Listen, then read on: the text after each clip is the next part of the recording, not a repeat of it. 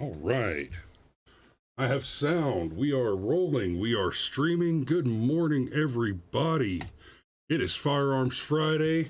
Unverified bear with first blood this morning. Cheers, chappy. Let's do some DGUs.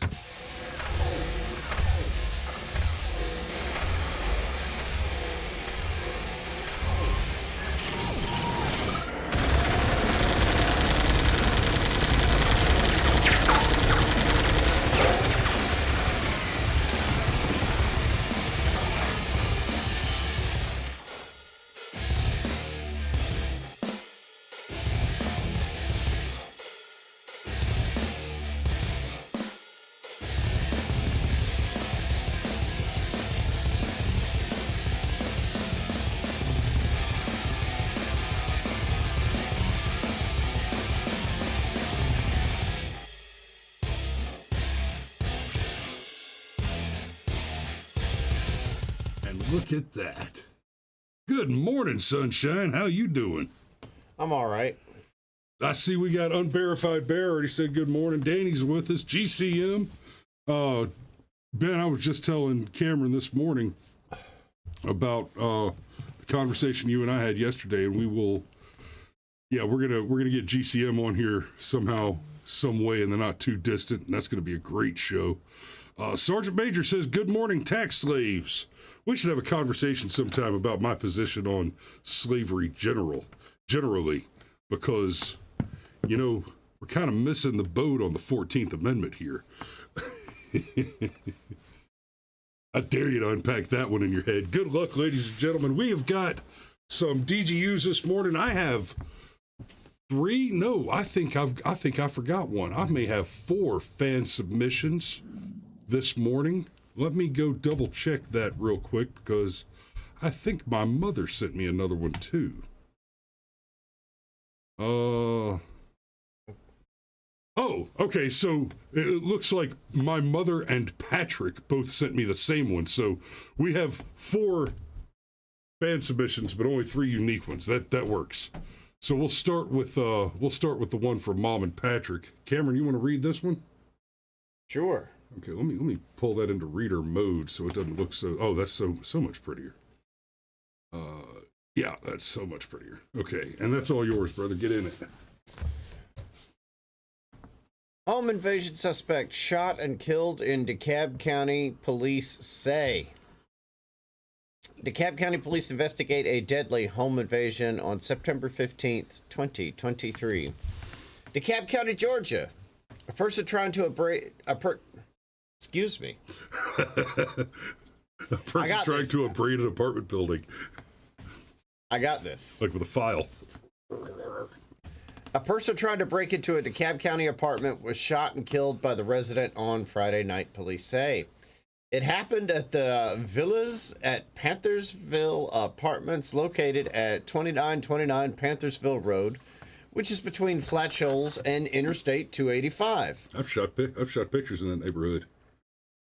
Alrighty. On Saturday, DeKalb police confirmed the suspected burglar was a man in his 40s, but have not released his identity. The victim of the attempted home invasion has not been identified either. This is the second time this week a home invasion suspect was shot. In a separate incident in Fayette County, an Ohio man who was wanted for murdering a 77-year-old woman was shot by a man protecting his family. The sheriff says that what the fuck? What does this have to do with any? This is the second time this week a home invasion suspect was shot. Okay, and here we have a regional context conflict. This is the second time this week a home invasion suspect was shot. In a separate incident in Fayette County, an Ohio man who was wanted for murdering a 77. Okay. I promise you, as will be evidenced by the rest of the articles this morning, that this is not the second time this week that a home invasion suspect was shot in DeKalb County or the state of Georgia, and certainly not in the United States. And without making a much more specific contextual statement regionally, Mr. Writer, who wrote this up. You're essentially lying by saying it that way. Fox 5 Atlanta Digital. Okay, it just credits the website for the publication. But quite simply, this is not only the second one. Try harder, guys. Pay closer attention. Your language matters, because when you have levels of ambiguity and vagary like that, it's confusing. And yes, dear, apparently the second guy who was mentioned was also a murderer, and that's just that's a win for the right team right there. You know, they say that if you kill a murderer, the number of murders in the world doesn't change. And to that I say, that's why you don't stop.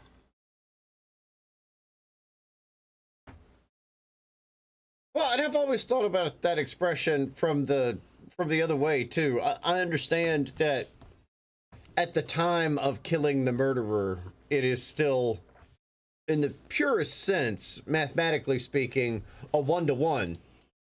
But, you know, what if that murderer is the Joker, who's killed hundreds of people and will likely kill hundreds more?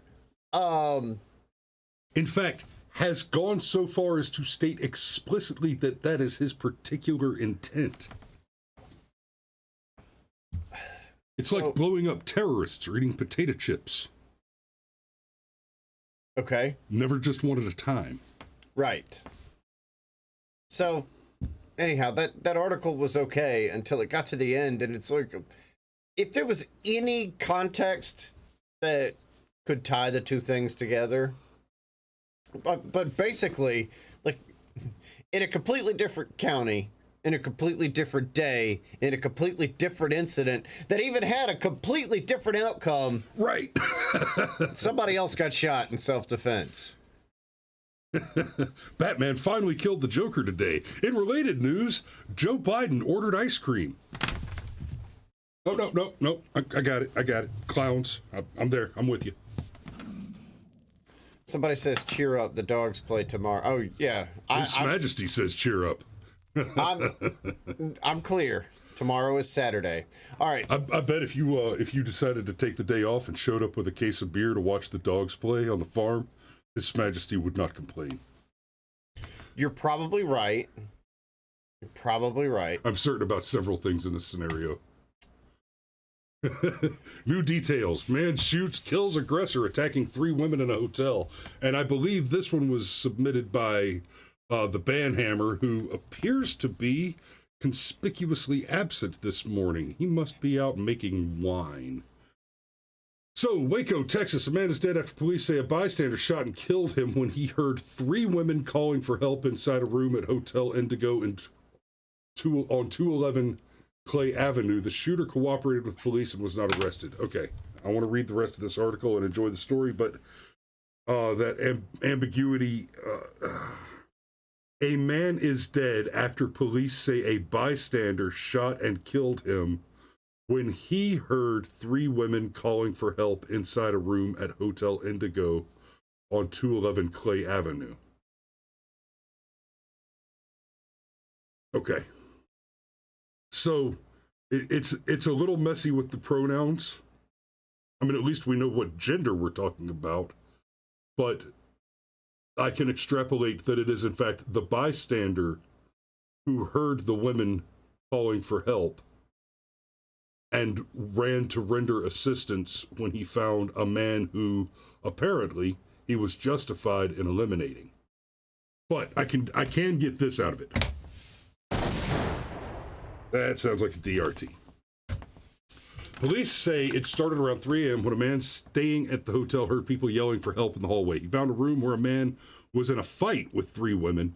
Police say in a press release the bystander tried to help, but it upset the original aggressor. Didn't we cover this, I think, 3 weeks ago? Because, yeah, a hotel, middle of the night, multiple women. Police and emergency crews were called. When they arrived on scene, they performed life-saving measures, transported the original aggressor to the hospital where he later died. Oh, well, you should have led with that.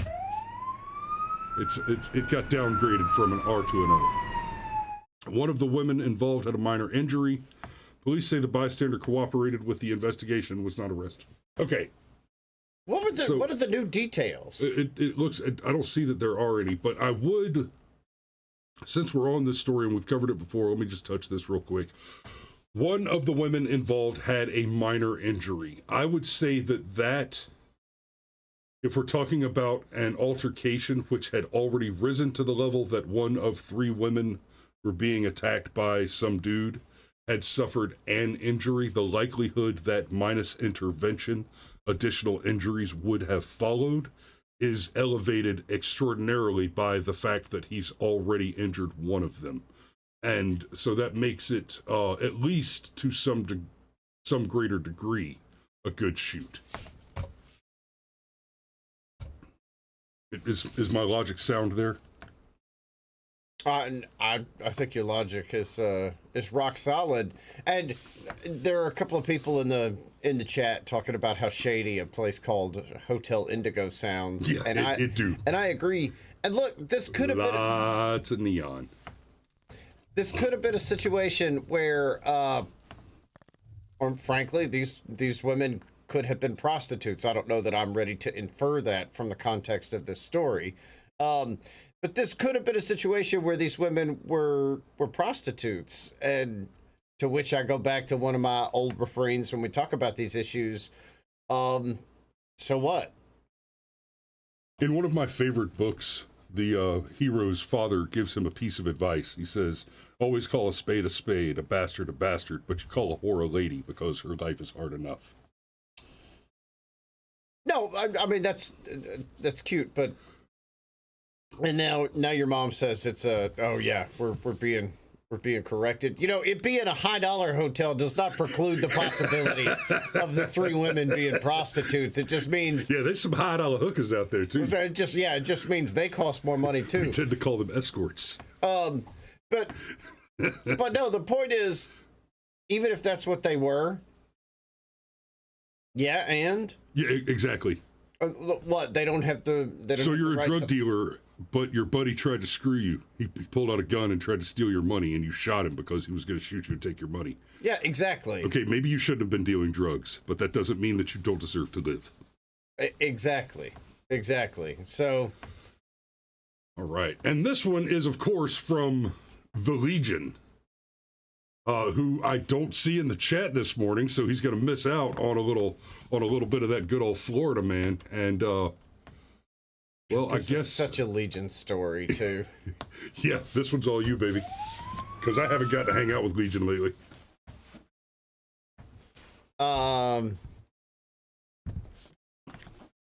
78-year-old DeLeon Springs man was arrested on murder charges in the shooting death of his neighbor after warning him about being on his property, according to authorities. The Volusia Sheriff's Office said Edward Stanley Drozlowski was arrested on a charge of second-degree murder in the shooting, which was reported at 7:13 p.m. on Alameda Drive in DeLeon Springs. That is a mouthful. Drozlowski. Yeah, the Volusia Sheriff's... Paka Tovarich. Yeah. Do svidania. According to sheriff's officials, an investigation shows the victim, 42-year-old Brian J. Ford, was trimming trees along the fence line when Drozlowski confronted him about being on his property.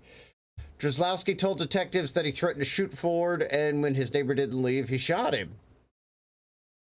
The sheriff's office said it received 2 911 calls, and the first 2 deputies who arrived attempted life-saving measures.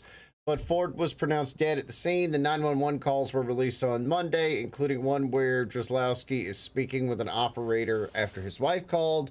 He was on our property cutting down trees, and then I walked up to him and said, "Get out of here. This is my property." The other 911 call was made by the victim's mother. Mother, he's dead. I know he's dead. I couldn't go over there. There's still a guy with a gun. She said her son was cutting down trees on the other side of the fence to keep it from getting damaged. And Drozlowski was booked into Volusia County Jail and is being held without bond. This is... Damn it, Mario. It's a bad shoot. This is absolutely... Sort of. Okay, so if you're talking about a trespasser, and he told him to leave and he didn't leave, under the law, there's actually a chance that Drozlowski was technically and legally okay here, but it sounds like a dispute between neighbors, and it kind of feels like there's details being left out. Says he was on our property, I told him to leave, and he refused, and then I shot him. That's technically bare minimum under the law. Simple trespass is, Unverified Bear says simple trespass is a civil offense. No,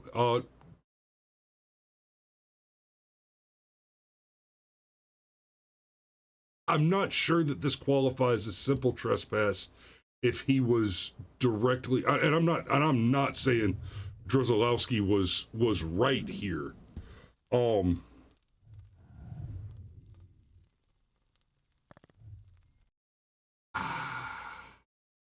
the face of what the article has for us, it feels like a bad shoot to me.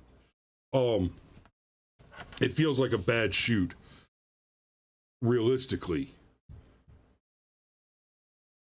Xander Max says, in Florida, there has to be a reasonable threat to your life. See, and that's... I wonder if there's not just a bunch of context that's missing from this story. That sounds like...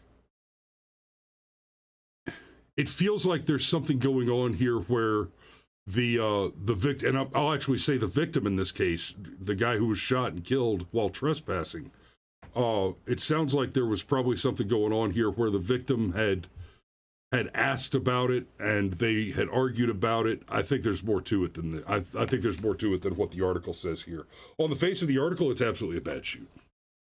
I don't see what could make it a good shoot. Like, you shot a guy who was trimming trees? And Tim says he should have called law enforcement. I agree. That was the Dad says, was he pointing the chainsaw? See, that's a piece of context that could really change the nature of this conversation. But you know, I'm a firm believer often that the police can't make things better, and that is true 90% of the time. This was probably the right time to call the police and say, look, just make him go away. Yeah, look, I don't, could you flip it back over? Yeah. I mean, is this the face of a man who's being reasonable? No, this is the face of a man who's being old. I'm attempting to make a joke, but look, even if there was some kind of ongoing dispute, and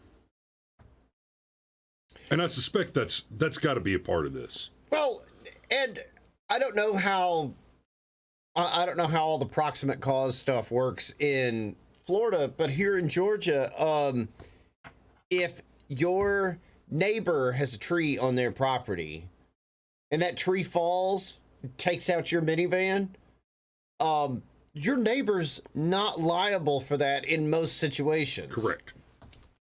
Unless... Well, in most situations. The point being, Florida could have some similar stuff, and the other guy, like his mom's involved, for example. What if this guy's mom said, hey, that neighbor dude is crazy and kind of an asshole, and that tree over there is scaring the shit out of me, son. Will you just go trim some of the branches off that tree, please? And the son says, sure, Mom. what's the worst thing that could happen? Will crazy neighbors shoot me? So, and you said something about shooting somebody for trespassing. Man, I don't know. Now you move into some really leave now or I'm going to shoot you. Well, leave now while I'm outside or you're going to shoot me? You know, like there's some serious like, for example, let's say you're with the gas company. So, well, no, I can't leave. I have a job I have to complete. No, well, you're on my property. Leave now or I'm going to shoot you. Okay, yeah, but I'm not even in your house. And I think it was Xander who said there has to be a reasonable threat to your life. And there is that standard. Like, right. You know, if somebody shows up in, let's say, a pest control uniform, and they're driving a truck that's got a pest control logo on it, and they're like, no, look, we had reports of this super rare hornet in this subdivision, so I'm checking every fig tree in the neighborhood because these hornets are really dangerous. I'm not even going to go inside your house. I'm just going to walk through your backyard. I will get off my property or I'm going to shoot you. Like, there's no reason for you to be in fear of your life in that situation. And I think in this case... Well, now, in that situation, you do have every right to refuse them access to your property. Look, I'm not saying that you do or do not, but what I am saying is when you come down to it, and you're talking about a standard of being reasonably in fear of your life. This guy wasn't in fear of his life. This guy was angry that somebody was on his property trimming his trees. I suspect you're correct there, generally. But if I'm being honest, you can't necessarily extrapolate that from the information that we have here. Oh, I can't. Because, I mean, we've got an old guy and somebody with a chainsaw. I suspect that he was not in fear for his life. He was interested in defending his property rights. But to assume that based on the information here, I mean, we do have an elderly man who is probably not going to be going fisticuffs to defend his property, and dealing with a younger man who is carrying a deadly weapon.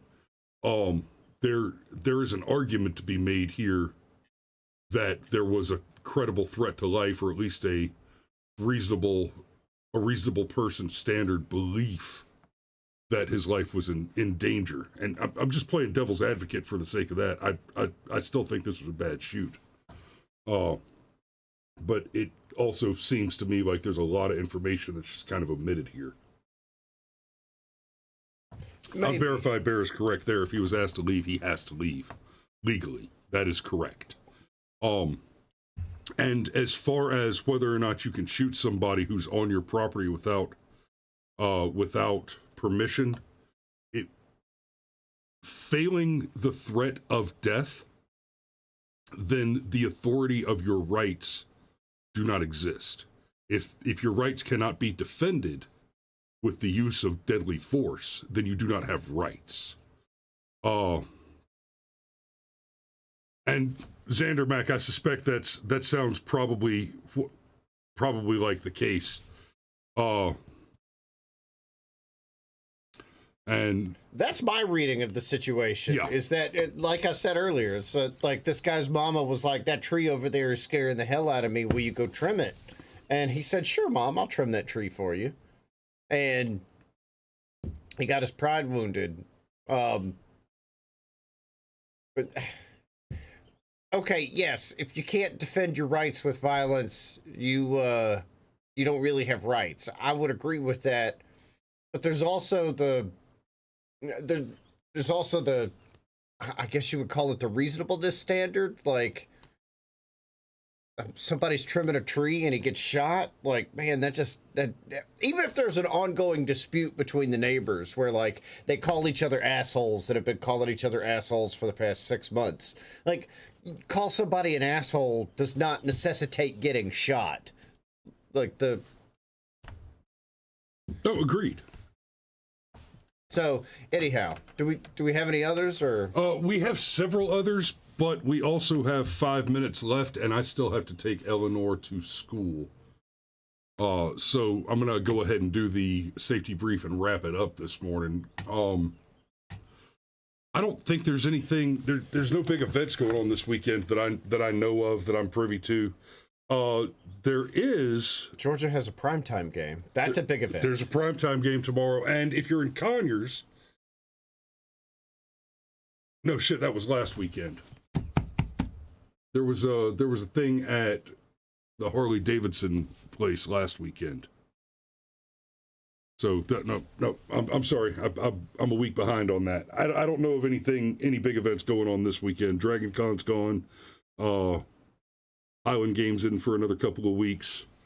I do want to say that third weekend in October, so it's coming up on us pretty quick. The Highland Games at Stone Mountain, biggest games in the world.